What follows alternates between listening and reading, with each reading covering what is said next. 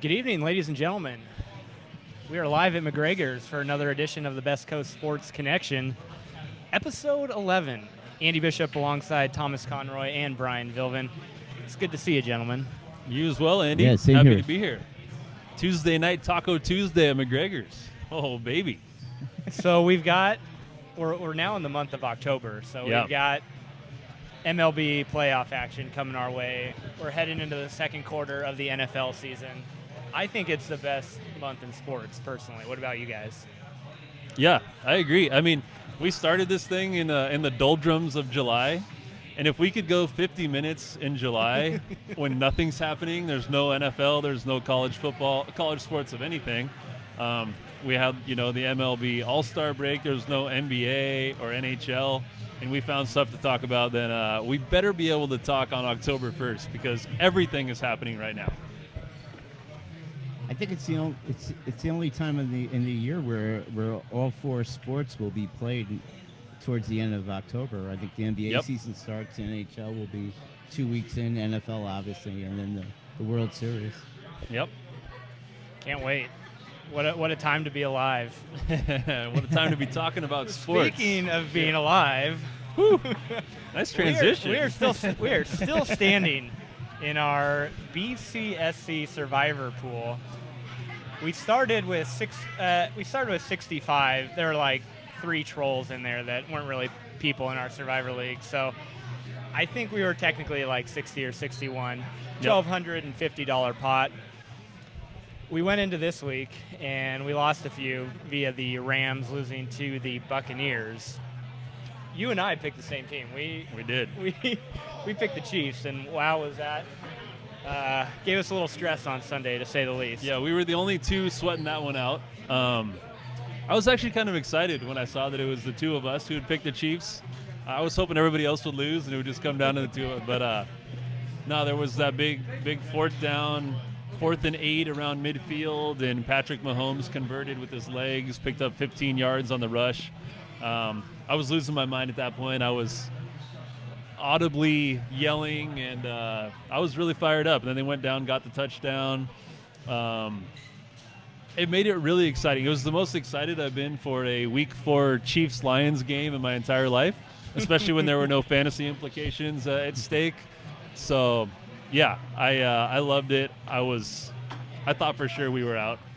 But alas, here we are. Here we are. Unlike 26 or so, or 26 is what's left, right? So we've In lost that vicinity. 39 people. Yeah, we're down to Woo, like baby. what, 40% of us It's left? exactly 40%. 40% still standing. Thomas, Man. who was your go-to this week? It was the old Los Angeles Chargers. Oh, our favorite. Yep. Gross. I never had a more easier week in the Survivor pool yet. Though I was sweating when I heard the inactives at the around the 9 o'clock hour, and I saw all the Charger playmakers were sitting out this week. I was like, wait, what? They just took it as their bye week, the unofficial Week 4 bye. And that really was the only game that people picked that was a blowout. I think Yeah. everything else was pretty much within a touchdown. So that was a fun week. I knew there would be some type of week like that in the first few weeks. Last year for me in my leagues, it happened in the 3rd week, but I'm surprised that it lasted until the 4th week, because normally early on you don't know too much about the teams. Sometimes by the 2nd week there's these big upsets, but it happened in week 4, and I do not like the looks of things going into week 5, because I'm going to have to pull something out of my – yeah. So the 3 big games this week, the big point spreads, the highest point spread, which has been a consistent throughout, is the Patriots at 14.5 points. They are on the road at the Redskins, but they have the best odds of winning. You've already picked the Patriots. Okay, next you go down the list. The Eagles are a 14-point favorite at home against the Jets. I have not picked the Eagles, and that will be my pick this week. But you've also I've picked the picked the Eagles? Eagles, Okay, week so then one. we go down the road. The next highest favorite, the only other double-digit favorite, is the Chiefs at home against the Colts. And we all know you picked the Chiefs this Yes. week. So the 3 double-digit favorites are all out the window for you. So I did. This is what I did this week. I started picking my picks in Oh, advance. so you started looking So ahead. Wow. it was week 4, right? So I was like, I'm gonna just pick week 5, week 6. So I had the Chiefs week 5, this coming week.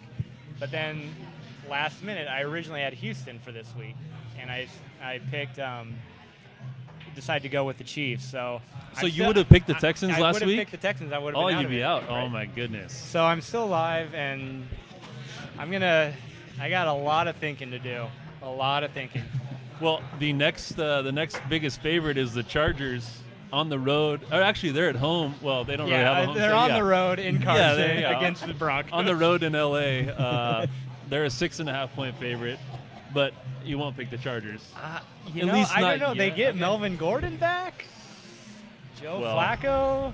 I ain't doing Is it. Joe Flacco? Bradley Chubb. It's just gone so for the Chargers season? to do this Well, to us. Like we we've- said that last I week know. about the Dolphins. So, But if they had lost, like I wanted them to lose so badly because so many people had picked them, and I don't really like any of you.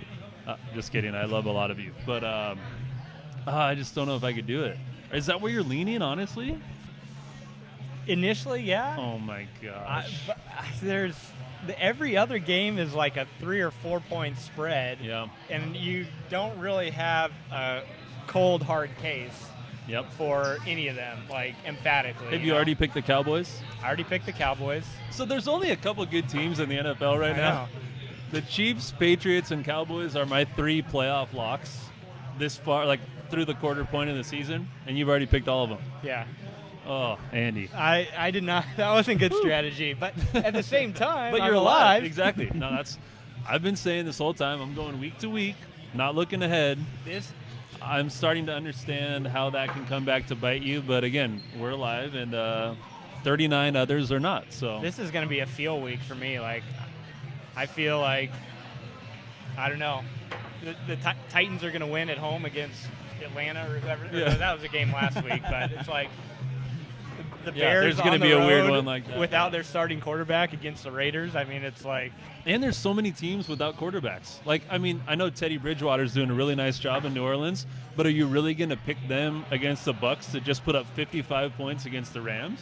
Like, I don't know, man. That's a it's like I'm going to have to be like, I trust the Ravens to go into Pittsburgh and win 19-16. That's my pick right there, you know? Oh my God! But that's brutal because that's a division game. I know. And the Steelers, I mean, they were playing the Bengals, who I think are the worst team in the league outside of Miami. Like the Dolphins, we just have already, we've settled on they're the worst team. So then we're just battling for who's the next worst team. The Redskins are coming fast. Oh, yeah, they're They are right there. Horrible. I Yeah. watched that game this Sunday. They are like, they trust Adrian Peterson, and they were like, wow, he ran a good play, and it was like for 2.5 yards. It's like That's pretty bad.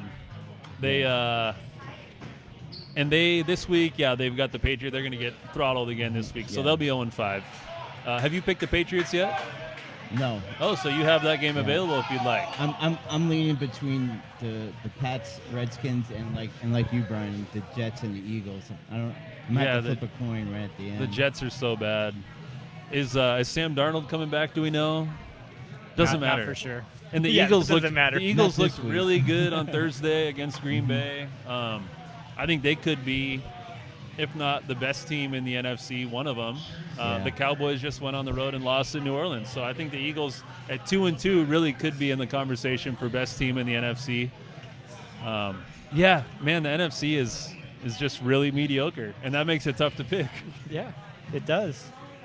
It's really weird how the middle of the league is so like even. Yeah. Like we were talking before we came on the air. There are like 2 or 3 teams like that are clearly, the favorites to to go far in the playoffs. Yeah. And then you got everybody else, and then you got the worst at the bottom, like those 5 teams that Yeah. have no chance. And it's so weird how this league, like I didn't see it this way. I thought there would be more better teams and then a lot more like under 500, but it's right now it's like at 500 or above. Yeah, and when they talk about parity, do you guys like parity in the sense that everyone has a chance? Like there's probably 20 teams or 26 teams that could make the playoffs realistically. Or do you like parity as in like there's 6 really good teams or there's 10 really good teams and not like 2 really good teams and a bunch of, eh. I like option 1. Yeah. I hate seeing, the Dolphins are the worst team in the league, and they're going to go 1-15 or 0-16. Same thing with the Redskins. So I really don't like seeing that. I like seeing a little bit more widespread parity, I guess you could say. So we aren't quite, well, I don't know.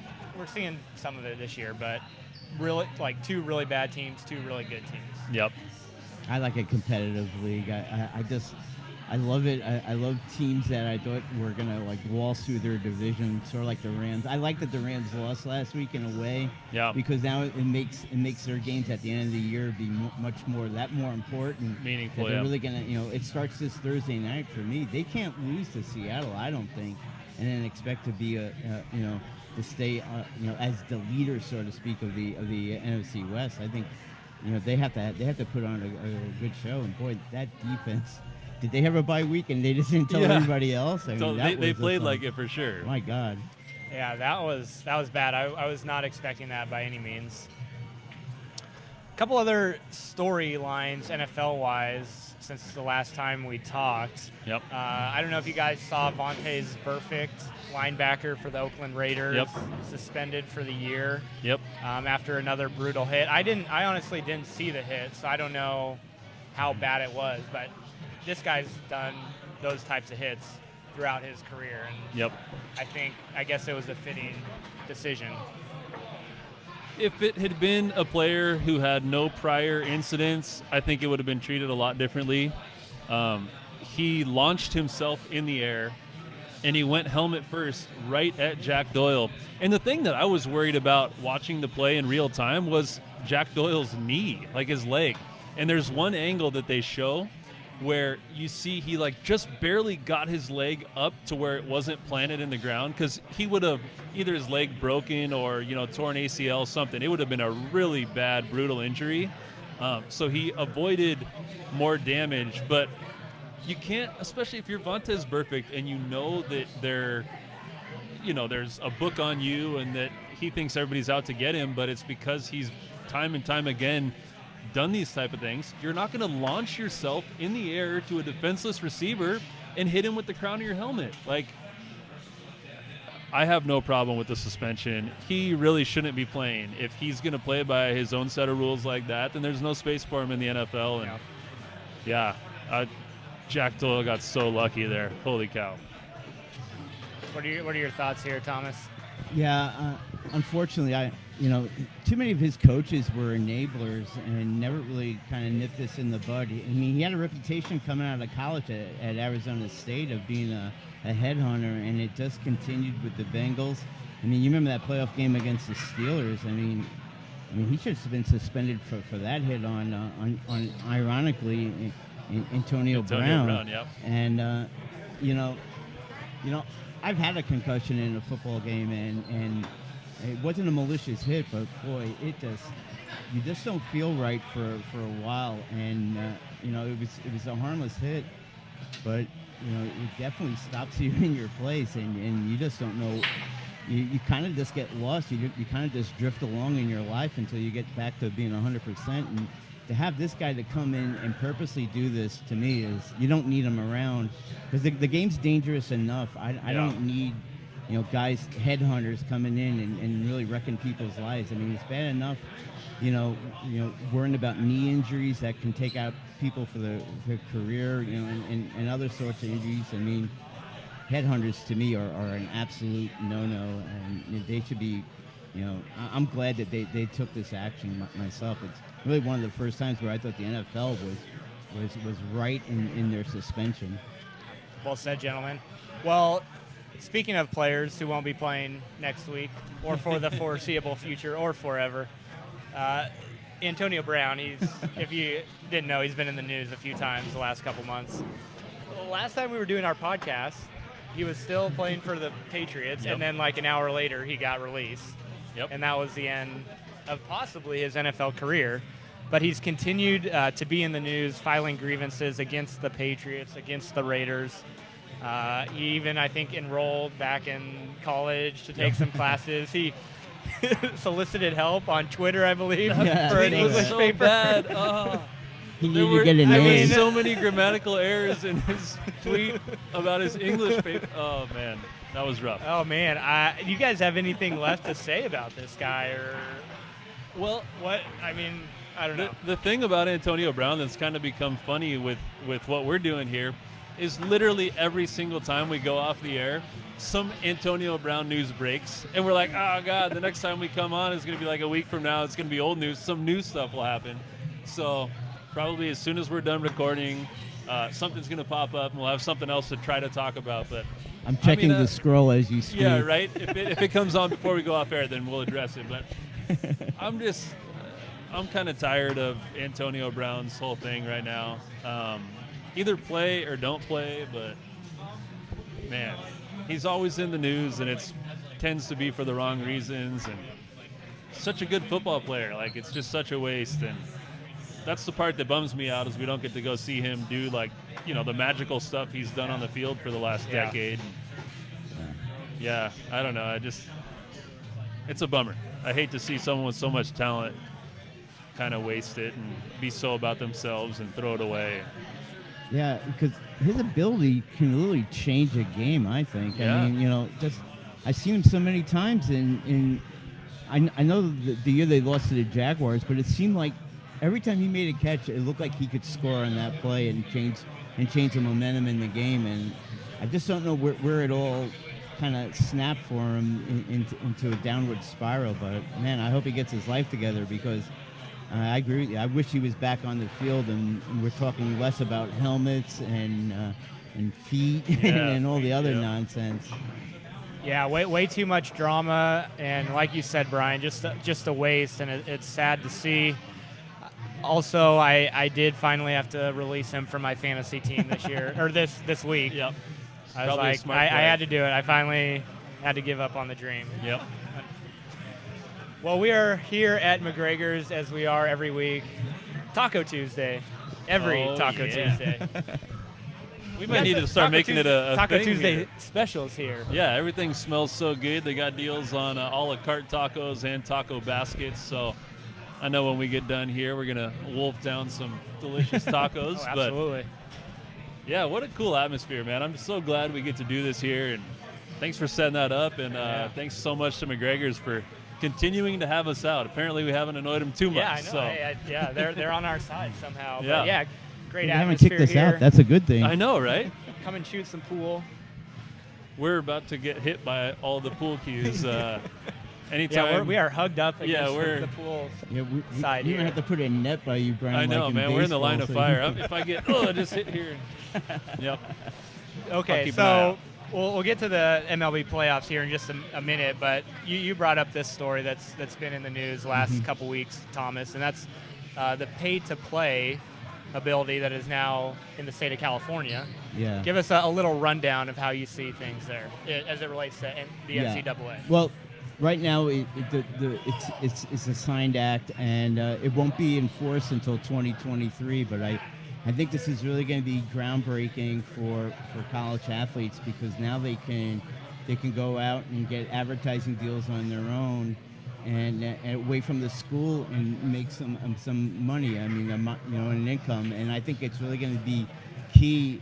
And to me, it's really more about college basketball. I think a lot of the schools are really concerned about these one-and-done players, and they want to keep them in for more than 1 year to kind of maximize their dollars on them. And I think this is the only resort you can do because, I think too many of these kids are gonna go the route of going to Europe and playing professional basketball and not take the 6 months to play for a major college. And I just.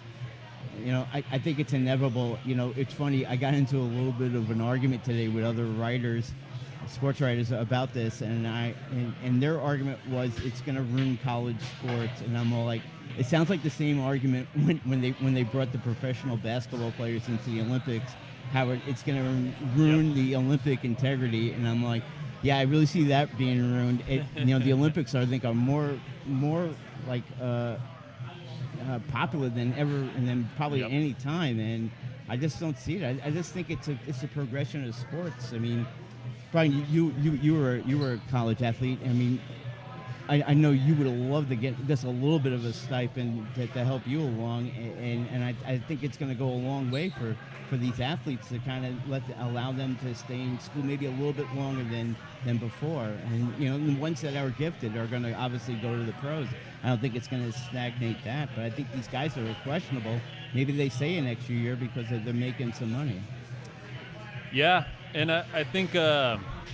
And in the NCAA, you're not even technically allowed to have a job if you're an NCAA athlete. You're not allowed to earn any income whatsoever because they think there's too much opportunity for corruption and that type of thing. So it's amazing to me that it's taken this long for this type of legislation to be introduced.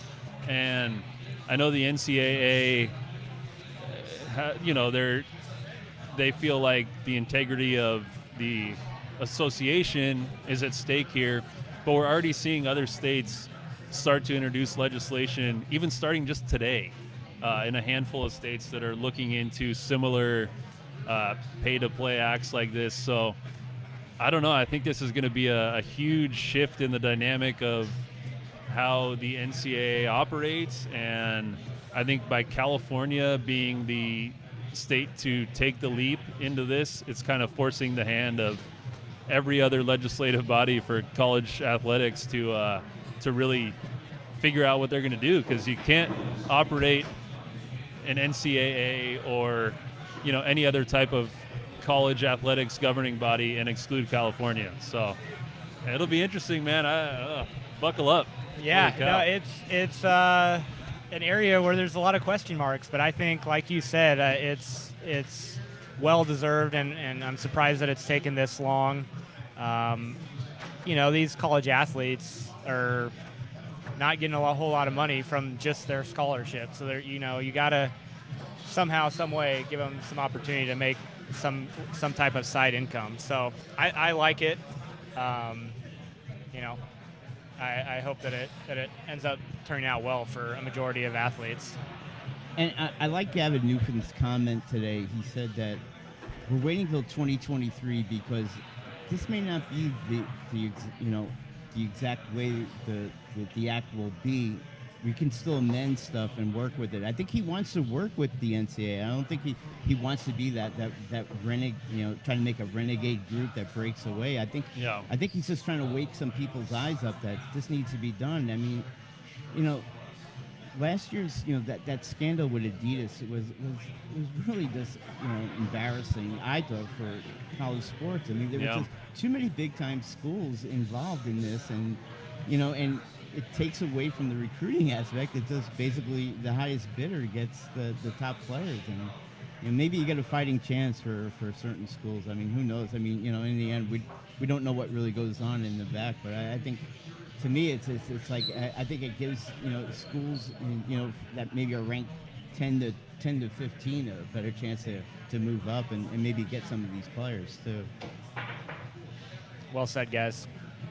Okay, well, we've delayed it long enough. We're finally talking about the most relevant sport this week, baseball, with the playoffs coming up. I've only delayed it because I have a hard time talking about baseball right now. And why is that, Andy? That's because the most popular team in Major League Baseball, the San Diego Padres, finished at 70-92. Yep. For the 2019 season, a small 4-game improvement from last year after signing Manny Machado and seeing the likes of Fernando Tatis Jr. and subsequently firing manager Andy Green a couple weeks back. And so it came to a crashing end here in 2019. How are your emotions? I mean, the 1-9 close to the season, it really didn't make an impact one way or the other to me. And we talked about this at the beginning of September, like, what are you going to take out of September? And it's the opportunity for the young guys to play. But whether they play really well or play really poorly, you can't really write too much into that. If they had gone 9-1 in their last 10, would I be feeling better? Maybe, but I don't know. Maybe not. it was Like at this point it was already a lost season, and yeah, I don't know. It doesn't feel any worse to me that they ended up at 70 and 92 if they had been, 75 and 87. I don't know. I don't feel much differently about it. Yeah. I mean, we knew it likely wasn't going to be a playoff team. Tatis got hurt. I just felt like they were so irrelevant this last month. Yep. Sadly. So I didn't pay a ton of attention to them, but I would have liked to seen a 77, 78 win season because I think they had that talent this year, but it didn't come to fruition. It just seems such a long time ago when they were 45 and 45, and everything looked so promising. Yeah, I'm with you guys. I kind of just scratched my head and like, what happened? I mean, I can't believe one player that was just a rookie comes in and gets hurt, and then they just fall off the face of the earth. But it truly did happen. I mean, Tatis Jr., he shows you why he's he's the hottest player, up and coming player in baseball, and it's going to be interesting to see, next year. I mean, obviously there are holes in this team, and they got to rectify it. But first of all, I think it's got to be starting at the managerial position. I just don't think they can pick a rookie manager or somebody with no experience and then try to tell us that we're going to be contenders. There's on the job training that we clearly saw with Green that this didn't work out. Well, so before we get into the manager bit, because I'm sure we'll want to talk about that a little bit, something you brought up about Tatis and his injury and how it affected the team, maybe it was more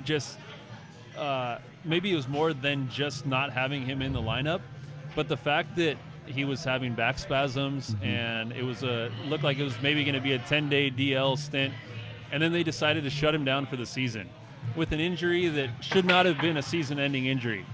At that point, maybe the players, and I haven't even really thought this fully through in my head before I say it, but maybe the players think, okay, well, management just kind of threw in the towel on the season because our best chance to win is to get him back. But if the team is looking for the long-term health of Fernando Tatis Jr. as the best option for the team moving forward, not just thinking about this year and the long shot at the playoffs or whatever, maybe that affects the team mentally, and they're like, okay, well, if management has given up on us being competitive this season, then why should we be out there busting our hump outside of just wanting to be good for the sake of you're a competitor and want to be good at something? Maybe that had some type of effect on why the latter part of the season was such a free fall plummet. I don't know. That's a good point, but that at the same time that concerns me because I don't want this team a bunch of dudes who are like, No, I'm not saying that they totally decided to do that, but I as much as I love Fernando Tatis and he's going to be a centerpiece of this organization for hopefully his entire career, but the fact that we basically lived and died by his performance, like his energy and his output. There was a very big correlation with how we won or lost games based off that. So that concerns me. Yeah. Because I don't want to see him go out for a month again next year and we just lose who we are as a team, Yeah. I was disappointed with the way Hunter Renfroe kind of ended his year, because I was really, I hate to say it, I was talking him up to being the all-star rep for us, and he just didn't show up in the second half of the season for whatever reason. And I think some of these guys, especially the potential of the outfield. I mean, to me, that's my biggest frustrated part is potential. Because I'm sick of this hearing about potential. I want to see it actually done on the field. And that was one of the things I thought with Green, why he should have been fired, is I just didn't see the urgency in the field or at the plate by these players. And I think that's really the manager sets the tone. I firmly believe that, and I just didn't see that from him either. I mean, he wasn't. I remember his first year as a manager. He was fiery. I mean, he got thrown out. I think about the first couple of games. The first month that he was at the helm, and I just didn't see him do anything anymore. He just kind of just sat there. Looked like one of the coaches. I wanted him to be more involved in the game and and tweak an umpire when look, I know it's old school, but sometimes it wakes people up. It shows that you're involved just as they are, and I just didn't see that from him, and I could see why they wanted to let him go. Yeah, he just got dealt not the greatest of hands in taking leadership of this team a couple years ago. But with that said, he was given some tools this year, and I think he's a really smart guy, but it just didn't come together enough, and had to a little bit more or significantly more for him to have kept his job. So as much as I like the guy, I think it was the right decision, especially as we're going into this new era, hopefully, of Padres baseball, new uniforms, 2020. So I guess it's important as to who you're going to have leading the team going forward for the next 5 years. It is, and we even talked about this at the very beginning of when we started getting together, that at least in my estimation, Andy Green was never going to be the guy to lead us to, the world. He was never going to be the manager of the World Series Padres. And nothing against Andy Green. It's just the way all these rebuilds go. The team gets a rather anonymous coach to lead the rebuild, and then the moment things start to look promising, they get rid of him for a proven coach. It's an unfair reality of managing in Major League Baseball. It's that club that Thomas is talking about, and everybody wants someone proven in there to take the helm. So that's why this decision is going to be so important for the Padres on who you go with, or even who's available to them. Yeah. I think everybody has been talking about a Joe Madden, but now there's a lot of talk about Joe Madden going up and taking over at the Angels because they just got rid of Brad Ausmus. There's been a lot of talk about a guy like a Mark Loretta, but he would be a first-time manager, although he's already endeared to all the people here in San Diego, so he wouldn't have to get over that hump. And he's not an obscure person to us. So yeah, I don't know. There's a lot to it. I feel bad that Andy Green had to be the guy to kind of take the fall and land on the sword for the organization, but a lot of pressure on this next decision. Yeah, absolutely. Yeah. Any leading candidates in your mind, Thomas, or any others that Brian didn't mention? Well, I wrote about one, but I think it's a long shot. But I would love to see Bruce Bochy come back here and kind of finish his career. And until he 100% says that don't put me in on that list. I don't want to hear anything. I'm just going to retire and wait for Cooperstown to call me. I always think there's a chance, and the one thing with the Giants' job, and I'm not blaming San Francisco's ownership or their front office, was it kind of felt like when they made the retirement announcement that he wasn't 100% in on it. I just think with the hiring of the new baseball operations, it was just time to usher in a new era and allow him to hire his own manager. But you can't just force out a guy like Bochy, especially when he wins 3 World Series for you. And so they gave him this year to kind of salute him, for his service. But is he 100% done with baseball? To me, I think that's what Bochy's going to have to kind of answer the question is if you still have the fire in your stomach, then he's going to be a manager next year. I firmly believe it. I don't think it's a long-term deal, but I think for 2 years, he's the perfect fit here in San Diego. Get this team in order and show them how to win. And I think it all starts about getting accountability in the locker room, and he's all about that. I mean, he was a tremendous manager to what he's here with really teams that had no business being a 500 team, and he kept them competitive, and that's my choice. But I don't know how high it is on the list for everybody else. But I would love to just see him come back for this. I know it would be short term because I know he's in his mid-60s, but boy, it would be such a fitting end to his career as a manager. Yeah, that would fit the storyline, and I think pretty much any Padres fan would love to see that. My gut says it's not going to happen, but I think anybody with some type of San Diego tie or Padres tie would make a lot of sense, and that's what I'd like to see. Has there ever been a Padre playoff team that Bruce Bochy was not involved with? That's a good question. He was a catcher. Every single time we've won the 84. division, he was either the catcher or the manager. We've never been to the playoffs without him. That is I know sad. that he had been on both of the World Series teams, one as a player and one as the manager, but as I think about the years that we went to the playoffs, like won the division and everything, I know, I was he has trying been to involved remember in all if those he teams. was there for 05 and 06, but He was because then yeah. Buddy Black came in 07 and we lost in the play-in game where Matt Holliday still hasn't touched home plate. Bruce Bochy has been involved in every single Padre playoff team. I always thought that he'd come back and work in the front office in some capacity. I never thought it would be as manager. I just didn't think like those time frames would align. So I'm intrigued by that. I feel like, they can come up with some type of position in the office. He doesn't want to leave baseball. He lives here. I feel like he was always going to come back home and have some type of position where they just give the greats in a franchise whatever role they want in the front office. An advisor, special advisor. Special advisor, just someone to be around baseball whenever he wants to be kind of at his leisure. But it's interesting thinking about him as the manager. So, just to end on this sad topic, where are your question marks for this team? There's probably a lot of them. I think we're all displeased that there just wasn't consistency at the outfield position. Yep. Second base.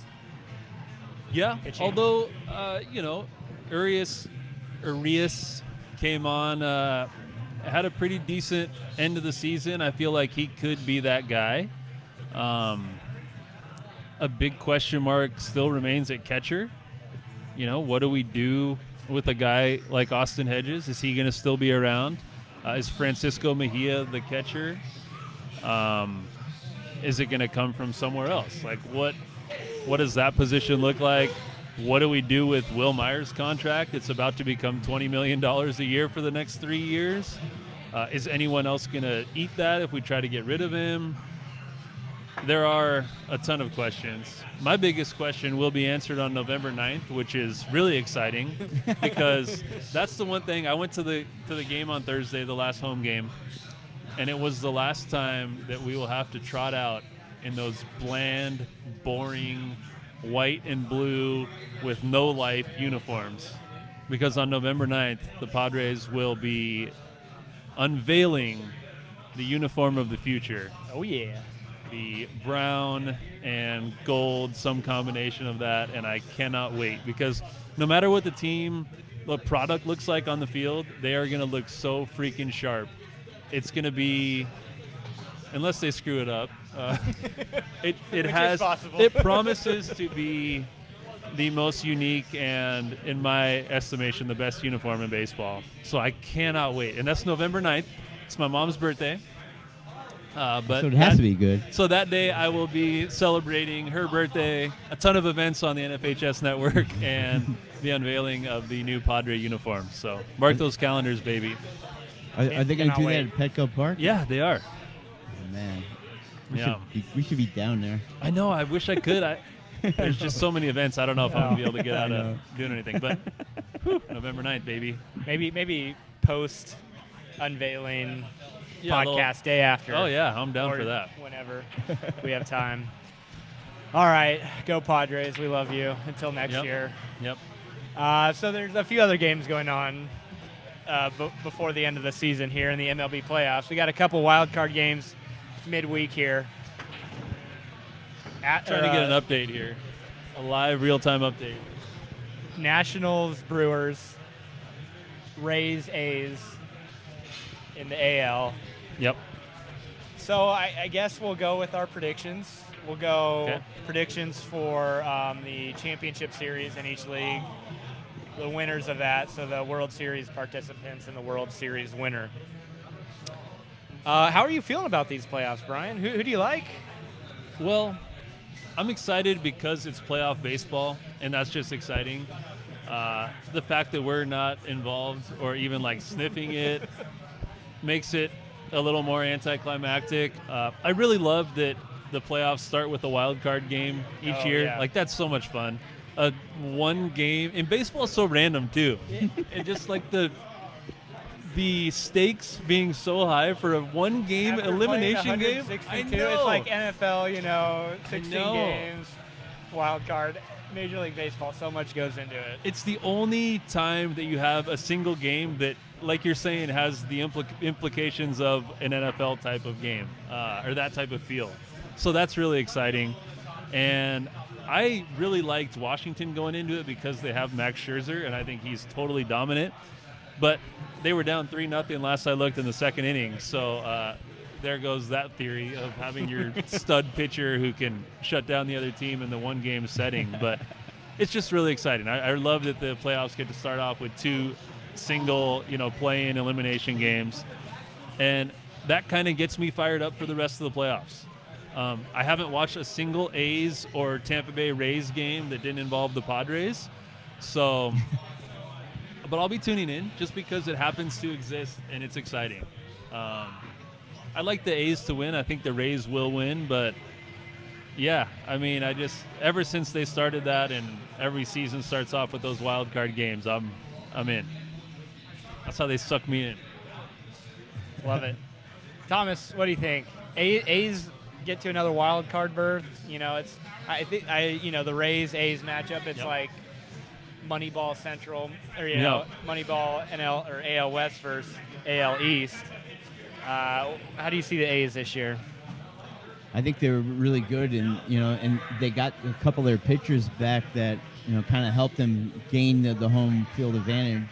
Sean Mayes hurt his shoulder; he came back at the end of the year, and then I hope I'm saying his name. Mateus was on suspension, and he came back and pitched the final week. That really got a lot of people up in arms because why should a suspended player now decide the wild card berth? But that's the way the rules are, and they're really a good team and they're a good organization, and I think it's one of the first times that I can remember where they've hosted the wild card game.